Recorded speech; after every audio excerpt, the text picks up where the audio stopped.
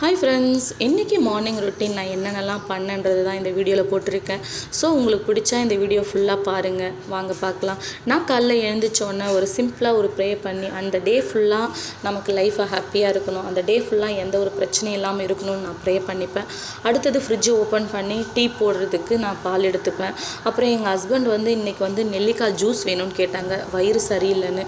So நான் நெல்லிக்காய் ஜூஸுக்கு நெல்லிக்காய் எடுத்துட்டேன். நேற்று கேரட் வாங்கிட்டு வந்தார் ஹஸ்பண்ட். 3 கிலோ கேரட் 100 ரூபான்னு விற்றாங்களாம்.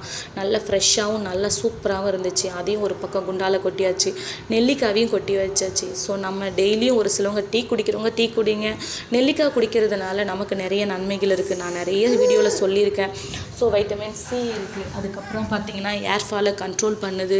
ஸோ நம்ம வயிற்று பிரச்சனையை கூட, வயிற்றில் ஏதாவது அழுக்கு ஏதாவது இருந்தால் கூட இது க்ளீன் பண்ணி கொடுக்கும்.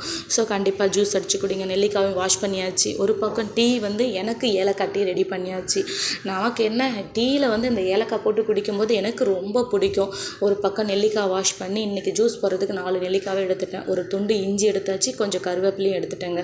ஸோ எடுத்து என்ன பண்ணியாச்சு, எல்லாத்தையும் வாஷ் பண்ணிவிட்டு ரெடியாக வச்சாச்சு. அதுக்கப்புறம் நெல்லிக்காவையும் கட் பண்ணி மிக்ஸி ஜாரில் போட்டாச்சு. போட்டுட்ட பிறகு ஒரு துண்டு இஞ்சி போட்டுக்கோங்க, கொஞ்சம் கருவேப்பிலையும் போட்டு தேவையான அளவுக்கு தண்ணி ஊற்றிக்கோங்க. உங்களுக்கு நாட்டு சர்க்கரையோ இல்லை ஹனி வேணும்னாலும் யூஸ் பண்ணிக்கோங்க.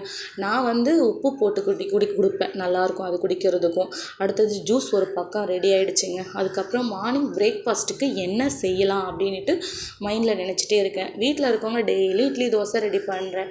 ஸோ சம்டைம்ஸ் பாஸ்தா அந்த மாதிரி ரெடி பண்ணாலும் சரி, இன்றைக்கி ஏதாவது ரெடி பண்ணலான்னு வீட்டில் ரவை இருந்துச்சு. சரி, கிச்சடி மாதிரி ரெடி பண்ணிடலாம் அப்படின்னு முடிவு பண்ணியாச்சு. ஒரு பக்கம் கிச்சடிக்கு எண்ணெய் ஊற்றி கடுகு, கடலப்பருப்பு, பச்சை மிளகா, வெங்காயத்தை கட் பண்ணி நல்லா வதக்கியாச்சுங்க. அதுக்கப்புறம் வதக்கினதுக்கப்புறம் என்ன, இதுக்கு தேவையான கொஞ்சம் கருவேப்பிலை போட்டுட்டேன். நான் காய் பார்த்திங்கன்னா தக்காளி யூஸ் பண்ணுறவங்க யூஸ் பண்ணிக்கோங்க.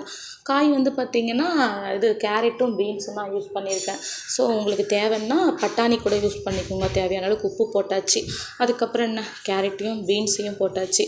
தேவையான அளவுக்கு மஞ்சள் பொடியும் போட்டு நல்லா வதக்கிங்க. காய் நல்லா ஓரளவுக்கு குக் ஆகிற வரைக்கும் வதக்கிட்டு தண்ணி சூடு தண்ணி யூஸ் பண்ணாலும் பண்ணிக்கோங்க, இல்லை நார்மல் தண்ணி யூஸ் பண்ணிக்கோங்க. இந்த கிச்சடிக்கு சட்னி, தேங்காய் சட்னி நல்லாயிருக்கும். நான் சிம்பிளாக தான் தேங்காய் சட்னி ரெடி பண்ணுவேன். தேங்காய், பச்சை மிளகா, பொட்டுக்கல், ஒரு சிலவங்க மல்லித்தழை போடுவாங்க, எது வேணாலும் போட்டுக்கலாம். ஸோ இந்த மாதிரி செய்யும்போது டேஸ்ட் நல்லா சூப்பராகவே இருக்கும். ஒரு கப்பு ரவைக்கு பார்த்திங்கன்னா 2 கப்பு தண்ணி ஊற்றியாச்சு. ரவையும் கிண்டியாச்சுங்க. நல்ல சூப்பரான பக்குவத்தில் ரவை கிச்சடி ரெடி ஆகிடுச்சிங்க.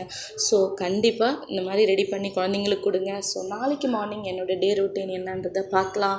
ஸோ மறக்காமல் என் வீடியோவை லைக் பண்ணுங்கள், ஷேர் பண்ணுங்கள். உங்களுக்கு பிடிச்சா எனக்கு ஒரு சப்ஸ்கிரைப் பண்ணுங்கள் ஃப்ரெண்ட்ஸ். By by. அதுக்கப்புறம் நான் சட்னிக்கு ஒரு தாளிச்சாச்சு, சாப்பிட்டு முடிச்சாச்சுங்க. இதுதாங்க இந்த வீடியோ முடிவு. அவ்வளோதான். நாளைக்கு இன்னொரு வீடியோவில் நம்ம பார்க்கலாம். By by.